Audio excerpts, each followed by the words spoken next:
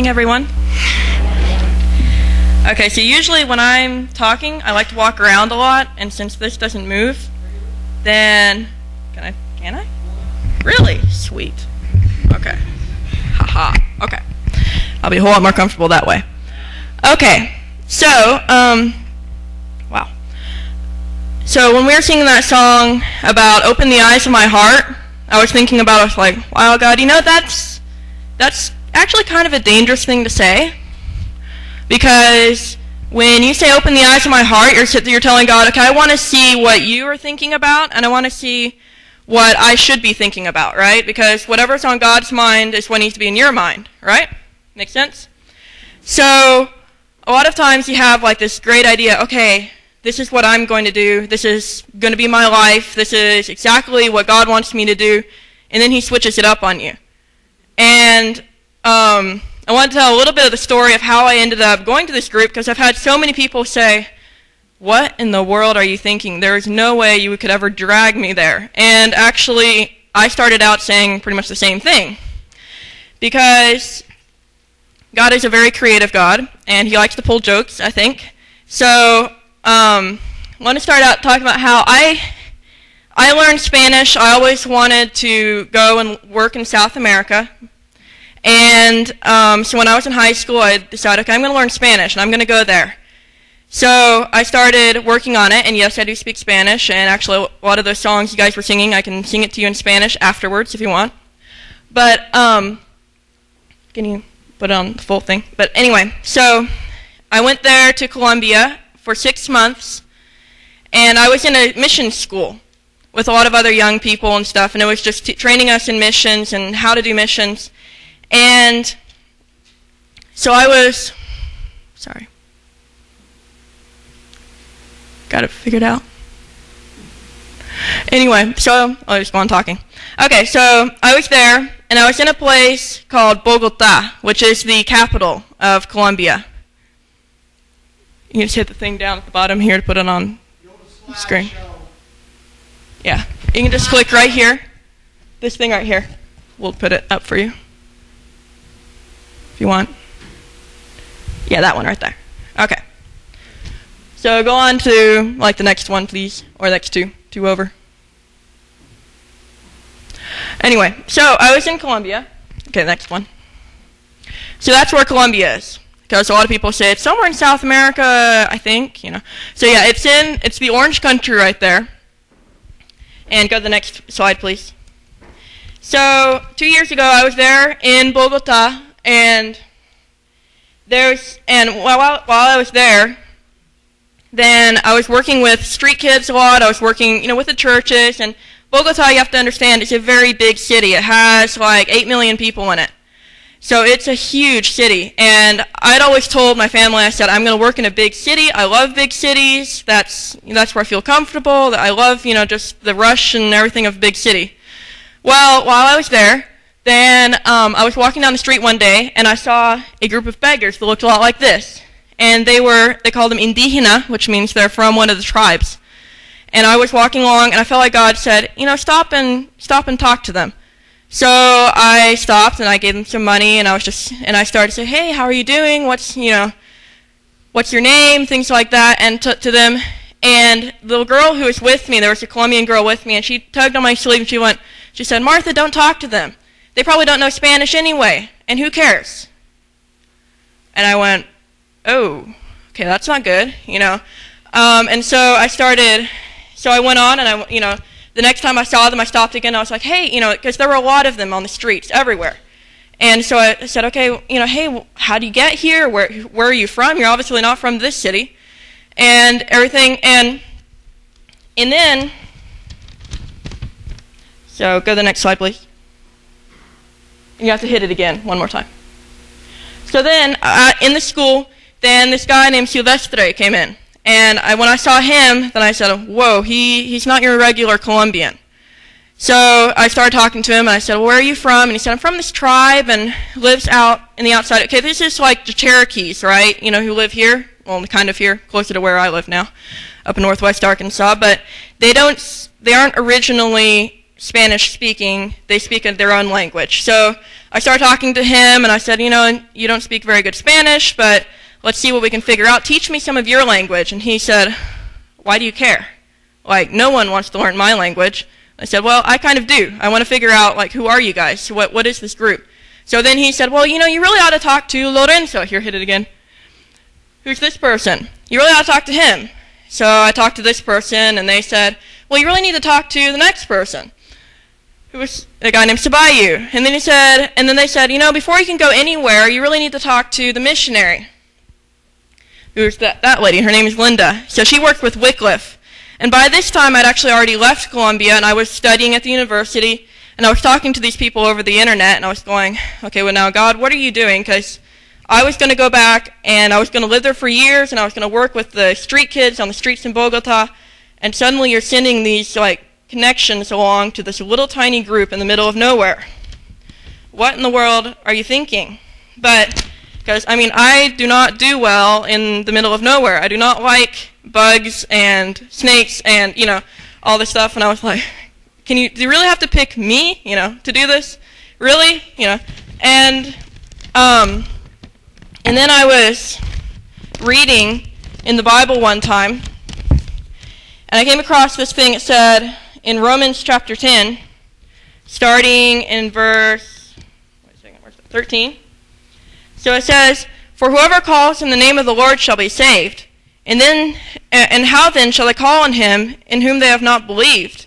And how shall they believe in him whom they have not heard? And how shall they hear without a preacher? And how shall they preach unless they are sent? And as it is written, how beautiful are the feet of those who preach the gospel of peace, who bring glad tidings of good things.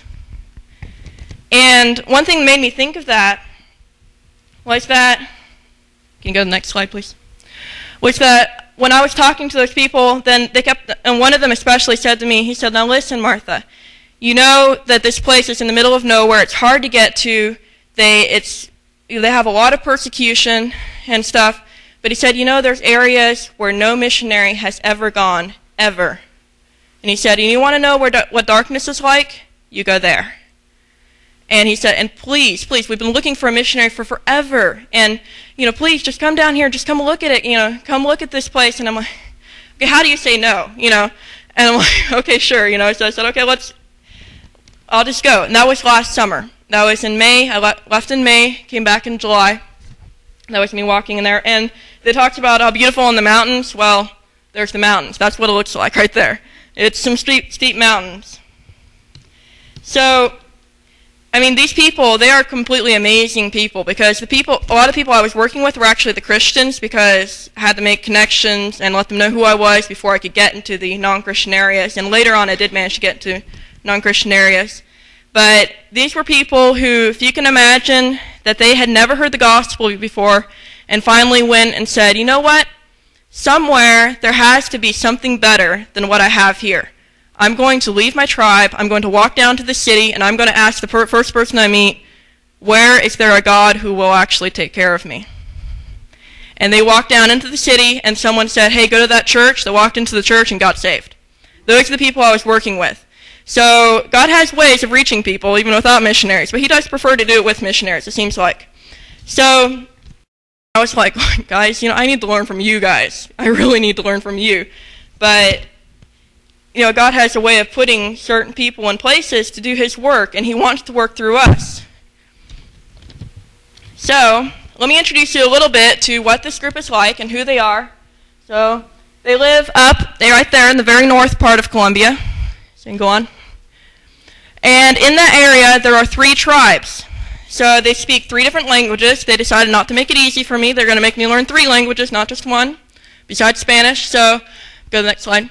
So I worked with those 2 on either side. The one in the middle does not allow anyone to go into their land. If you walk up there and say, can I please come in? They say, no, you can walk right back out the way you came. So someday, but I'm working with the one on either side. They're called the Colgis and the Wiwas. So go on. And this is kind of where they live. You know, that's the general area of where the 3 tribes live. They overlap a lot, you can see. And I lived in the Colgi area, which is the one to this side up in the top. I lived there for about 2.5 months. And then I moved over to the guuest side, which is the one northeast, sorry, my directions are not good, on the northeast side, and I lived there for about half a month, and the Arhuacos, which are at the south, do not allow anyone in. So the work we're planning to do, which I'll be talking at the end, you can just kind of get this in your head right now, is where the three groups meet. Okay, you can kind of see where like they all cross right there. That is where we're hoping to open up a school and a church and a clinic, because all three groups would be able to come to it, and it would probably be right outside their land where the people who are in charge will not have the authority to burn it down, which would be the first thing they'd do. So please go on. All right, so this is the tribe. This is the Guuest right here. And one thing you'll notice right off probably is white clothes. They did not decide to choose a practical color. And if you want to ask me why they wore white clothes, I can give you a general idea. It's like what they believe happens to their soul later on and stuff like that. But they believe their soul turns into snow. But if you asked one of them, their answer would be, I wear white because I'm Kogi. Or if it was Wiwa, they'd say, I wear white because I'm Wiwa. And I'm Wiwa because I wear white. That's about as much thinking as they put into it. So, moving on. This is what their village looks like. Yes, it looks like National Geographic, and I felt like I was in the middle of a National Geographic a lot. And it's pretty interesting. You know, I actually got to where I really liked thatch roofs, because you can wake up and hear the birds in the morning. And as long as there aren't too many critters hanging out with you, then it's pretty good. Yeah, so they had a joke about their missionary being a little bit paranoid about the spiders, but for the record, their spiders were that big across. And they liked to hang out in my room. And so when I came out there and I said, there's a spider in my room, and they're like, oh, don't let it bite you, because you'll probably be heading down to the hospital, and the hospital's about 5 hours away, so you don't want that to happen. I was like, great, sounds good. Now what do I do, you know? And so they gave me a machete, which is like a big knife, and they said, here you go take care of it. Okay. All right, well then, I can do this, you know. So, steal your will, and I probably killed like 15 spiders while I was there. Anyway, thankfully I never had to kill. I found out later that if you want to eat something even worse, then the scorpions will kill you faster. So, I never ran into one of those, and I was glad of that. So, go on. So, all you ladies, how would you like to have this be your kitchen? This is a kitchen house. And I learned a lot about how to manage a fire. It's a lot harder than it looks. But yeah, that's exactly what you had to cook with. You had a little pan, and you had a big fire in the middle of the floor, and trying to keep the toddlers out of the fire was always quite a trick. But, yeah, go on. This is your highway. This is the only way in and the only way out. So all the paths between the villages, if you wanted to go from one village to another, they never told you the distance. They didn't know the distance. They would tell you the amount of hours walking. So if I said, how far away is Mamarongo? They'd say, oh, it's about 2.5 days. Or, well, it's about a day and a half if you walk all night, too. I was like, well, that's probably not going to happen. So we'll call it, you know, probably call it again 2.5 days, 3 days. 4 days maybe for me. I don't know. But yeah, it was really steep. You can see there's a big drop-off right there. So there was people who said, can't you just bring in a truck on that? Don't think so. So the next slide. And this was, if you got tired, they call it the burulampsia, which means the donkey ambulance. And actually found out that was worse than walking, because donkey did not like to obey me, and they got a good laugh out of that. But yeah, that's how you carry things. So if I wanted, you know, to carry a bag of, sometimes it was like medicine or clothing from one place to another, then I'd say, can someone loan me a donkey? And let's go. So next. All right, this is how they lived. This is a farm field. Does not look much like a farm field, but it is. That's a cornfield. And they would never plow because it was so steep. It was a 45-degree angle anywhere you went. So it was so steep that if you plowed, the soil would go straight down as soon as it rained and be gone. So they would just take a machete, hack down the weeds, hack a hole, put in the seed, let it grow up with the weeds, and that was what they did. And they were like, oh, you poor thing, your parents never taught you to use a machete. I'm like, well, it's not exactly important where I'm from. They're like, they did not understand this. We had the longest conversations about what America was like. They finally decided we were all completely crazy because they kept on saying, they said, well, what are the farms like? And I said, well, you have one farmer with about, like, 200,000 chickens. And they're like, how do they eat that many chickens? It's like, never mind. Okay, we'll just move on, because whatever they grow, they eat, and that's all they have to eat. So if they have but all is not well, and they call this, paradise. So like the Colombians say, oh, they just live in paradise. It's so beautiful. Well, all is not well because they have the guerrillas. You've probably heard about the drugs and guerrilla activity, the fighting they've had. Well, this is when this town decided to start a school. It was not a very good school, but anyway, it was something. And the guerrillas got angry that the Indian tribes were actually trying to learn something, and they burned down the village. So this was not actually in a place where I was in, but I knew a lot of people from here, and I remember they called me up and they said, Martha, please pray for my family. Like, I'm in a different area, and my family's in Mamarongo. This is Mamarongo, and I have no clue where they are, if they're okay.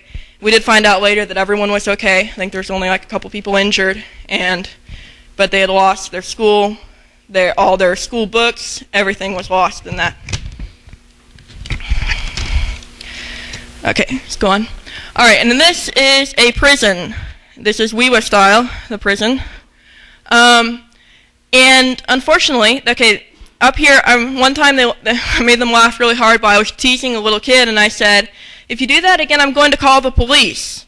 And all of them looked at me and went, the police? What's the police? Like, oh dear. This is kind of scary, And they're like, the police would never come up here. You cannot even pay the police to come up here. I'm like, yeah, well, that's true. So, but they have their own system. However, it is based off of their religion. And their religion, unfortunately, is things like calling up the spirits of the dead and worshiping them and stuff. And so anything, and they have these people called mamos, which are in charge. And if anyone does anything against a mamo, then that is what they would be put in prison for. And if someone goes off randomly and kills their brother or something, as long as he wasn't a mamo, okay, whatever. But if he does something against our religion, he'll go into the prison. So if you can imagine, go to the next slide. Then the Christians, these are some of the guuest Christians, have a very hard time. So this was just a few weeks ago, actually. I got a phone call from someone who actually lived there, and who's one of the guuest, and he'd been up in the Sierra, what do they call it, the Sierra Nevada, it's the area of mountains, and I said, how'd it go? He was going from different towns and working with the schools and stuff. I said, how'd it go? I was like, oh, it went really, really well. This happened, and 2 people prayed for salvation, and this is great. And I was like, oh, great. And I said, you didn't have any problems? He said, well, they nearly killed me in one town, but it worked out pretty well.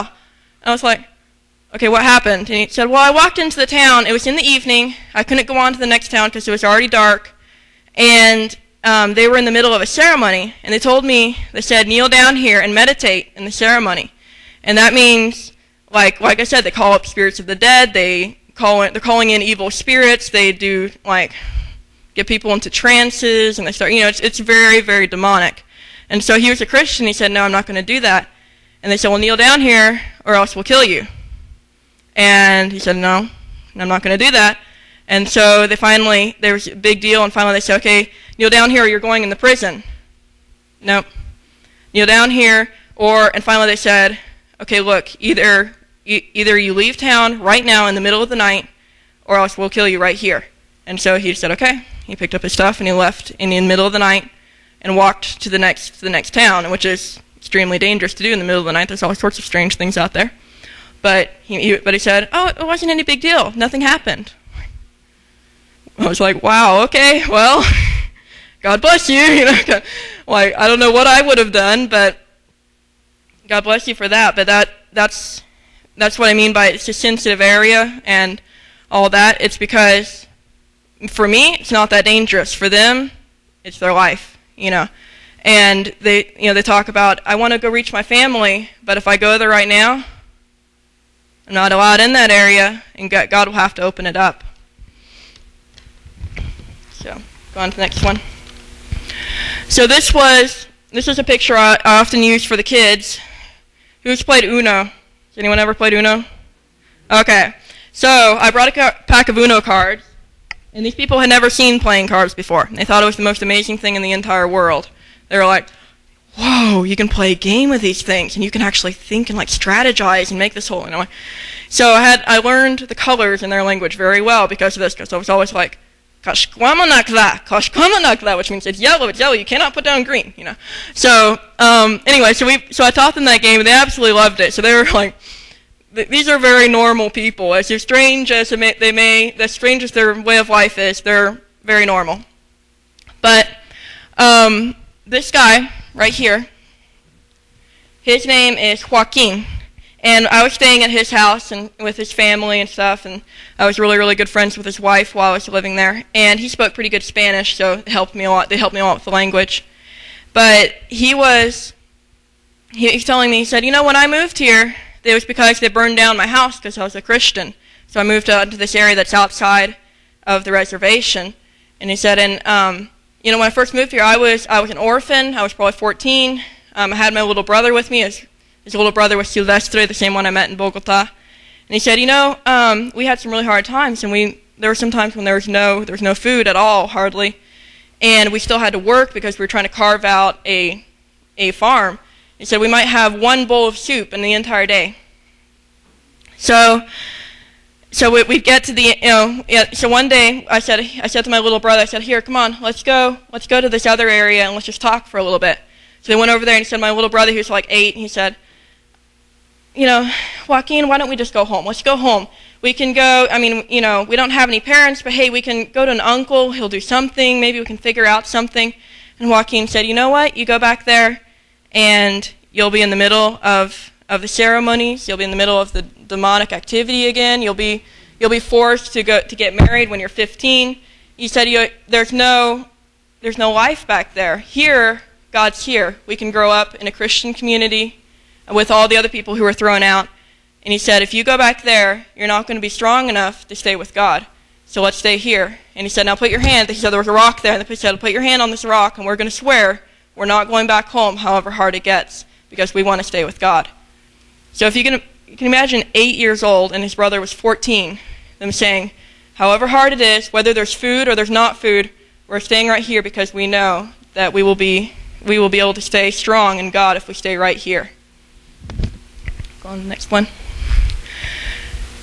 So then there were so many things. It's like, well, I was there kind of saying, well, we need help with this, and I'm like, can't do everything, but one of the things they kept on saying was education. And first I was like, you guys have schools, what's the problem? And then I realized, oh, school is a relative thing, They had a school, yes, but can you imagine, let's say for a moment, you guys are in Lincoln County, right? Right? Okay. So can you imagine if in the morning you get your kid ready and send them off to school, and they go to the school and they're only allowed to go up to 5th grade, because law says they can only go up to 5th grade. The girls maybe only up to 3rd grade.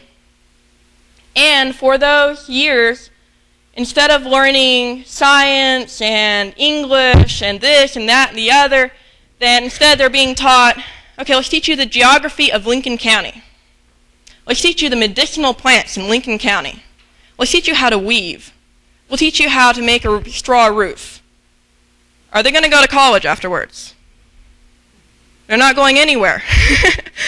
And so the leaders of this tribe have made these rules. The schools are going to be like this because they don't want the kids to learn anything and be able to go to college and actually move on beyond their tribe. They want them stuck there, learning the same thing and they teach them the traditions over and over and over again until they're like, this is the only way you can live, is by submitting to the mamos, by submitting to these priests, and by going through these ceremonies. That's all they know.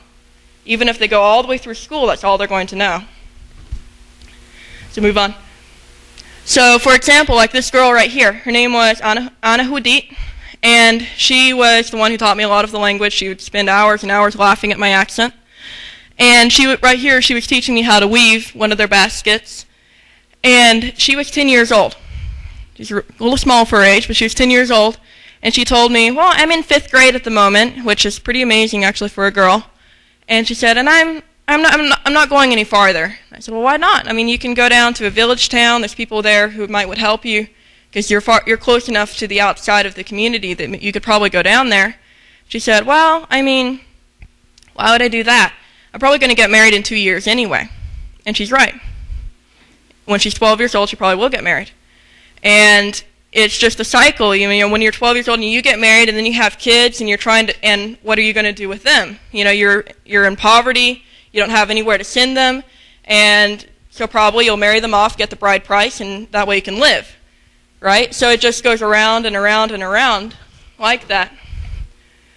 And this was a little boy. His name was René. And he was my little shadow. He followed me everywhere. But he was part of a very cruel part of their society, which is called los regalados, and that means the gift children. And these people, they get married once when they're like 14, 12, 14. They get married again when they're like 20. They get married again, and each time they get married, they have the choice, do I want to keep my children from the last marriage, or do I want to give them up? Well, if you have that many mouths to feed, you give them up.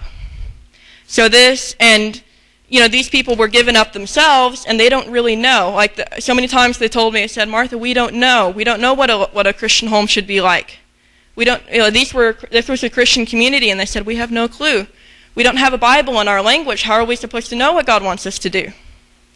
And I showed them a picture of my parents, and I said, you know, my parents have been married for like 40 years, and they were like, stared at me, and they said, you know what? Every girl's dream is when they get married, when they're 13, 14, that someone will actually love them for a lifetime. But we know it never happens. And that was one of the saddest conversations I ever had, because it was just like, it can happen. You can, you know, but when all you know is the darkness, when all you've ever seen is that, how are you supposed to realize, hey, we can change this. This doesn't have to be this way. So this little boy, his mother had just gotten remarried, and she kept on saying, go to that lady and call her mother, and maybe she will take you. Maybe she'll want you. And I said, well, I can't get him back through customs. I'm sorry, there's no way. I don't have a ticket for him on the airplane. Besides, where would I put him? I'm in a dorm room. You know, sorry, there's no way. And she was just like, okay, well, if you don't want him, maybe this other person will. Well, maybe if they don't want him, maybe this other person will. And it was just around and around and around like that. These kids getting passed around. Keep going. So I was in the middle of this, and I was like, okay, so what can be done? You know, what? You know, I walk in, and I have this idea of what I'm going to do, and God's like, oh, no, you don't. We're going to, you know, you thought you were going to just go in there and then go back to Bogota and work, and oh, no, you don't. You're working with this group. So, keep going. So, next slide. So these were my students, and I was teaching them. I was teaching them English, teaching them Spanish, some science, some of their own language even a little bit. Keep going. And this is how I taught. So I had to learn their language first. So the top one says kauchada, which means hand. And so I'd write it up there, okay, this means hand in English, right? And then kasebuzu, that means toes. And then you have kalza, means leg. And, you know, it goes on like that. I had to learn their language and say, okay, how do you say this in your language? Okay, now this is what it is in English. Same thing in Spanish. How do you say it in your language? Okay, this is what it is in Spanish. Because they don't, you know, we had no common language. So I had to learn it quick, or else I was stuck. So, and then this is the work that we are hoping to do, and the work that's already being done a little bit. So go on. Organization. So this was one of the coolest things God did while I was there. So this was a complete miracle, really. What happened was, I was one day just sitting in the Kolgi village. You know, I'd just gone finished with school. I get this phone call from a Wiwa village, and I had no plans to go to the Wiwa village. And they called me up and they said, hey, I really feel like God's talking to me. It was a friend of mine who was in that village, and he said, I really feel like God's talking to me that we need to get all the Wiwa Christians together because they do not realize that there are any other Wiwa Christians. When there's only 10,000, 12,000 people in the tribe, and there's only 15 Christians, they're not too likely to know that there are any others. So let's get them all together, and let's start a church. And he said, but there's no money to do it. Do you think you could pray with me and see if God will give us the money? I said, okay, sure. So I prayed with them. And then I got off the phone, and my parents called me, and I mentioned it to them, and they said, well, I guess we could check with our church on that. And I needed like $300 within a couple days. And the very next day, they called me up and said, okay, so $300, there it is. And then, it was transferred into my account. Okay, this does not randomly happen. Just saying, it does not usually happen. So we had the first We Were Church meeting. This was what it was. Stick back. Wait, there we go. So this was the first We Were Church meeting, and it was actually held outside of the reservation. And the top things of the meeting were, okay, what are we going to call God? How do we share the gospel in our language? We've never heard anything about Christianity in our language. These are the people who had walked out of their reservation and said, I want to find something better than what I got. All of these people have a testimony like that. So, move on. So we did that. There was organization. And then this is looking to the future here. This is community development. This is what I said, okay, look, this is what I can do. I'm studying nursing. This is what I want to do. It would be things like taking care of the regalados or taking care of babies like this. This baby had been born premature. There was nothing to feed it. They said, what do you feed this baby? And I said, does the mother have any milk? And they said, no. She was like 12. Okay, well, do you have a goat? No. Do you have a cow? No. Sugar water and prayer. That's about all I can tell you, And so we prayed over the baby, and actually I did hear back later that he survived, and that is a complete miracle, okay? Prayer works, because there was absolutely nothing to feed this child. So that would be what I would be doing. Now this is the education part. They're hoping to start that school. Remember how I said where the 3 tribes meet? So they're hoping to start a school, and this doesn't look like much, but this is actually the start of that school. This is a community where they were not allowed to have a school. And I said, okay, what about if you just start an undercover one? They can't burn down a building that does not exist, right? Let's start it on your front porch. So these are the students, and actually being supplied by churches here in Arkansas who send down the money. And I'm staying in close contact with them. So start the next one.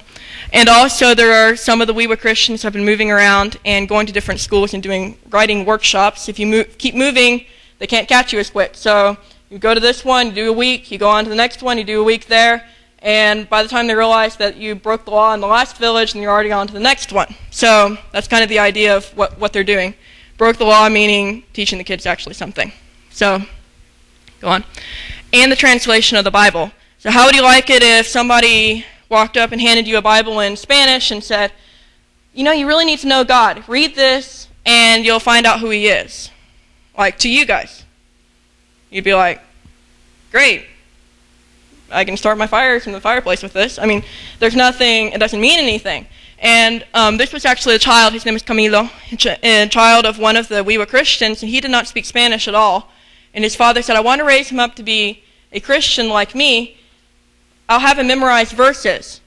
Well, the only verses there were in Spanish. And so this kid is memorizing stuff he doesn't understand. I said, well, okay, what about if we try translating this? Let's try, So we they put their heads together and figured out, okay, well, this is John 3:16 in their language, which is read something like, Aku aderu negwajingwaji akwame. So that doesn't actually help you guys much, but to this child, now he understands what John 3:16 means. And that's a huge thing. So go on. So all of this put together is heading towards this right here, which I have a video I want to show you guys. Real quick. Just a short video.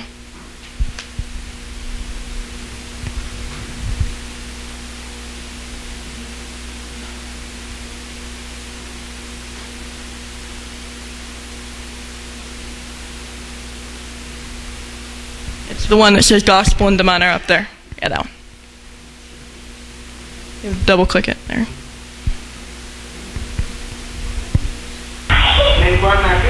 Menguan nakanan kate 2000 años.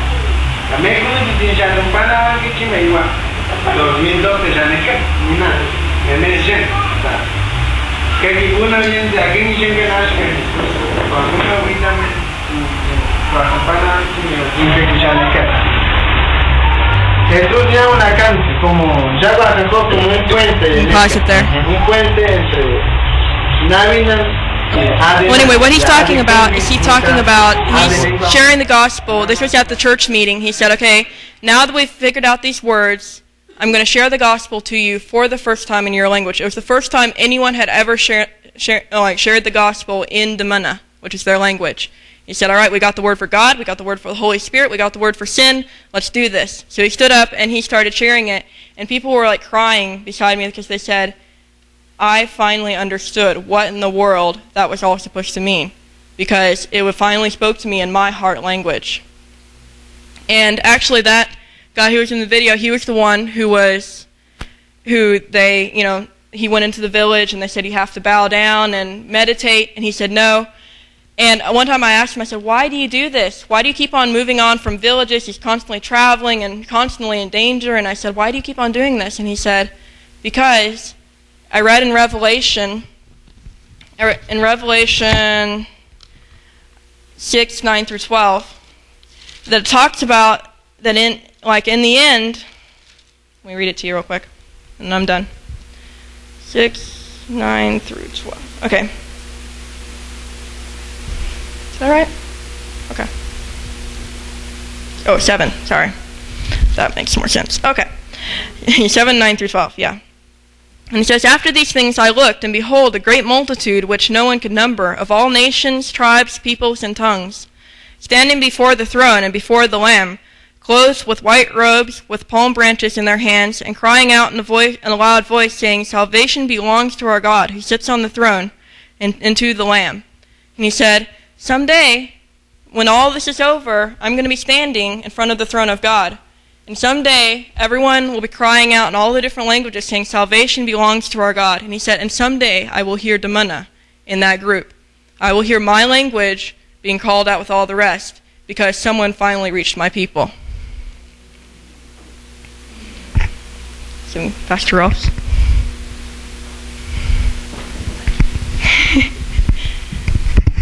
Is that powerful?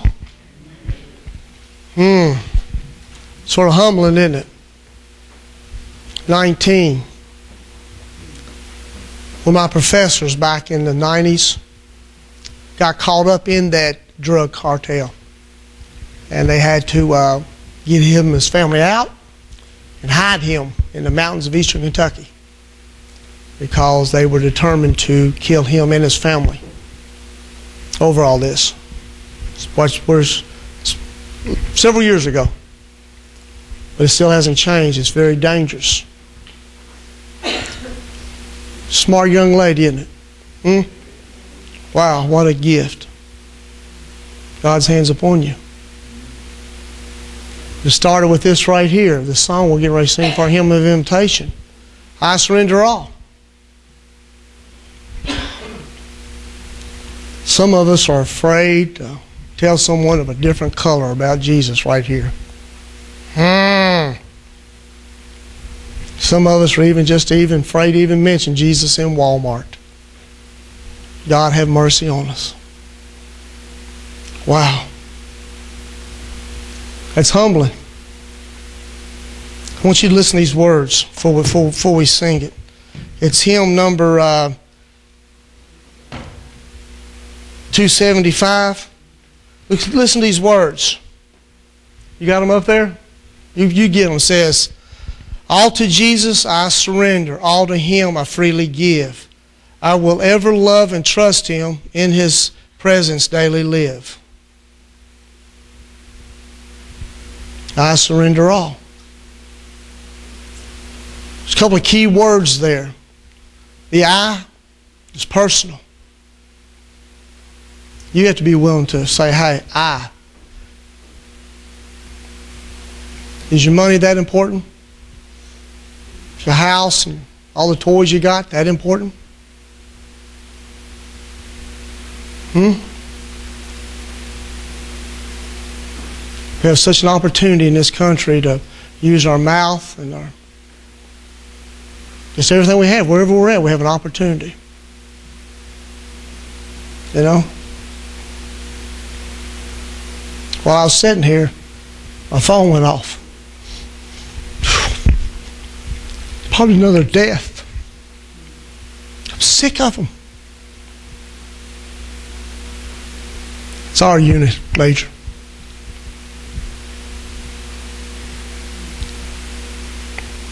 Man, you better get it right. Billy Ringo was just driving down, just eased off the side of the road, and he took his last breath. Have you surrendered it all? We as a church, have we surrendered it all? We've been praying and talking. You know, we're trying to find our niche, what we need to do here at this church. The night we did the wrestling, I made this statement. Maybe we found our niche. We need to use this church as a center of this community. We need to be the lighthouse. None of the other churches have a Wednesday night program. It's our responsibility to take care of the kids in this community.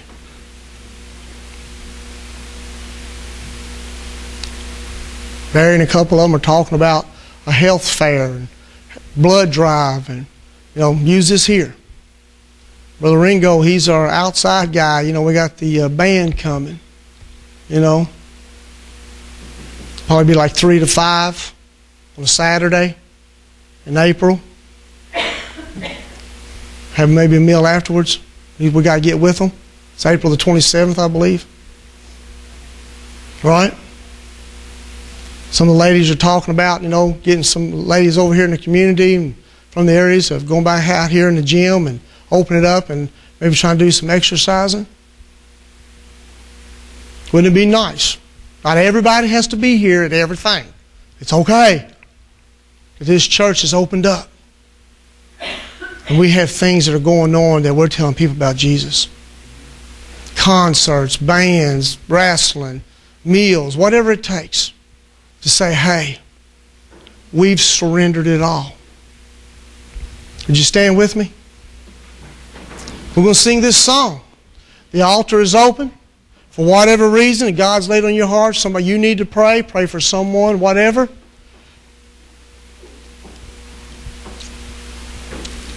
The invitation started at 10:30. The invitation was given at 10:30. I've done everything that I can to try to set the table. And whether you eat or not, it's on you. This is your time. This is between you and God. Let's sing, I surrender all.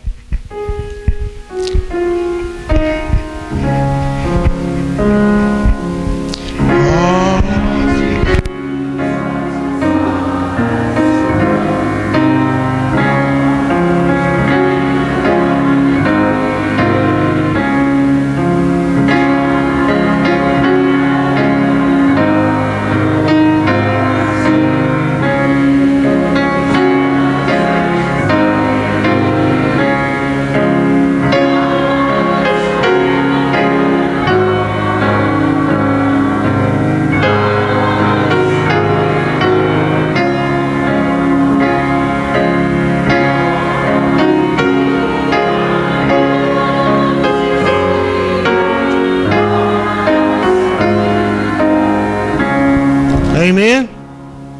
Amen? Did you surrender it all? This is between you and God. Make sure you do. Just turn it over to Him. Some people don't realize this, but you are in a war. You're in a war.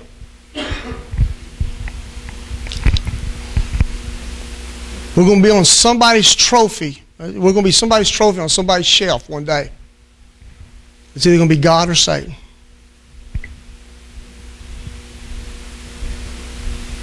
It might be tough now. Death and cancer and heartaches and all kinds of issues. But oh, what that day is going to be like when we step over into glory. Brother Billy already knows. Amen. Ladies ensemble tonight. Okay?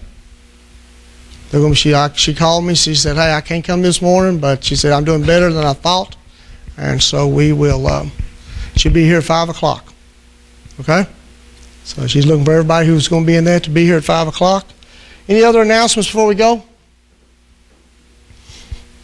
Young lady, thank you very much. Amen? What do you say? Amen?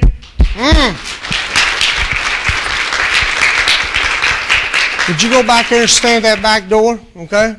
We just want everybody, sometimes we wonder where God's at, you know. Still working in our young people. We got an opportunity to be a part of this. See, I don't know whether you all realize this or not, but you know, you'll learn tonight when you invest in, like me and other people, when you invest in that, you know what it does? Makes you a part of their ministry. We as a church have invested in her. If you'd like to give something else between you and God and her, okay, that's fine. But I'm here to tell you, you know, we as a church, we have invested in her, and we're a part of what she does, and souls that she saves, and things she does. It's a part of our grandchildren, if you will.